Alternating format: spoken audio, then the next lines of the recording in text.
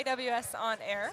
My name is Cydney Stude, and today I'm joined by Sebastian, Nico, and Stefan from Volkswagen Financial Services. Could you quickly introduce yourselves and tell us about your role at Volkswagen Financial Services? Sure, I'll start. I'm Nicolas. I'm working for Volkswagen with Volkswagen Financial Services for 3 years now, and I'm working in a team that takes care of our global platform called MPS. Hello, I'm Stefan. I'm something called like a portfolio product owner. As a portfolio product owner, I'm responsible for 3 teams. One of the teams is providing a digital workplace. The other team is providing our AWS landing zone, where we provide a secure and compliant AWS environment. And the last team is called MPS Papierkram, which means paperwork team, and where we're taking care about contractual stuff, trainings, and chargeback process that we can sell both services in a legal and compliant way to our subsidiaries. And my name is Sebastian Collins. I'm one of the global solutions architects looking after Volkswagen Financial Services and Volkswagen. And we've been working together for the last 3 to 4 years at AWS to try and build the best platform that we can using AWS. That's awesome. Nico, Stefan, can you tell us a bit more about Volkswagen Financial Services? Yeah, sure. So I think a lot of people, when they hear Volkswagen, they think about cars, or they think of cars.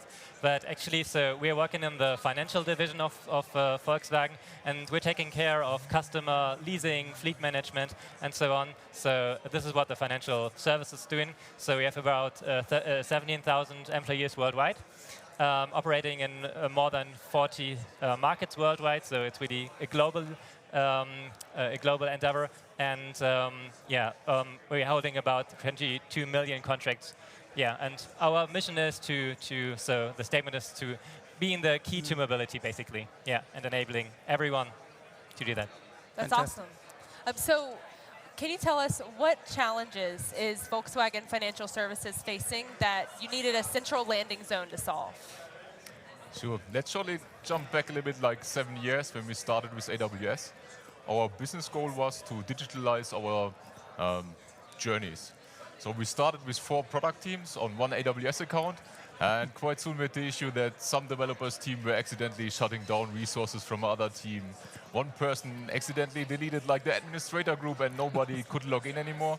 So we had to find a nice way how we can actually all together work on AWS and move forward as a group, but without interrupting. And that was like the born hour of our landing zone called AWS MPS, where we provided as a first service AWS Accounts.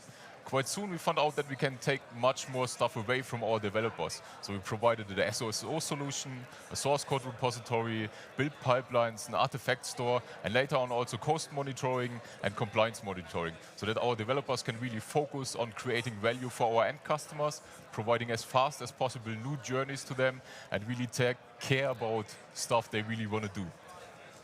Awesome. That's really great, Stefan.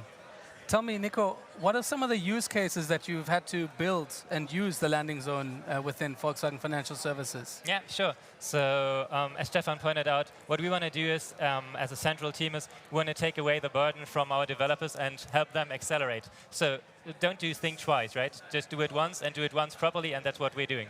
And so let me focus on 2 use cases maybe. So one is basically capability. So one example is AWS is offering AWS Direct Connect. So we still have a large data center located in Brunswick in Germany, and we need to connect to that because a lot of applications are still running there. But we can use AWS Direct Connect to use it to connect the AWS cloud directly with our data center, and so use it as one network. And why should actually product teams do that twice, right? Why should they care about it? And so we, as a landing zone team, we take over this responsibility, and we make sure that this network connection works properly. We can monitor it, and we can provide it to them. For example, or what we do it that we provide it to them via AWS Transit Gateway in the end. So nobody else needs to take care. So the second thing is, besides these capability things, is we, as a financial institute, we also have a banking license. Our banking license is in multiple countries, and so we are highly regulated. And so there are lots of compliance needs that we need to fulfill, and this is the second pillar. So to fulfill these compliance needs. For example, we use AWS Inspector as one example. So, and we provide that to our customers, so they don't need to really think about these things and get all these features of AWS Inspector out of the box, and can scan their EC2 instances, so and make their regulators and make the auditors happy in the end. Fantastic. Yeah. I actually remember that use case, and we spent maybe 1 month or so implementing Inspector across your entire fleet of Exactly, 1,400 AWS accounts across the world. It's really good stuff. Awesome. I really like that. That's really awesome. Yeah. Thank you. Yeah, we're happy, and our customers are also happy with that. And yeah, it really helps us to accelerate it, right? So our product teams are happy. As I said before, we operate in about 40 markets worldwide, meaning that all these countries also profit from it, right? And they don't need to take care of all these things. They can just use our central landing zone, our platform, and can get started building things. Because that's what we want to do. We are builders. We want to build things, and we don't want to spend our time reading regulatory documents or taking care of these things or building this network connection. Just do it once and do it properly. That's fantastic. Yeah. So Stefan, tell me, what are some of the things you're looking to do in the future with your landing zone? I think it's not anymore in the future about the landing zone, more like about process and people. How do we move us as an organization forward? How do we change our organization from a mindset? We're really classical enterprise. A lot of people are coming like with the sentence, I don't want to do this. And that's something which we don't want to hear. We want to, how can we help you getting educated in this? How can we move yourself forward as a personality? And how can we change the organization by taking new approaches in thinking? Also the same with the processes. We have really strong and long and old processes, and our process is quite big. We're really slow as an organization. How do we change this? We can only change this if we change the mindset. Then we can change our processes and move forward as an organization and change our whole organization. So that's the end goal, really, to change us as a whole organization.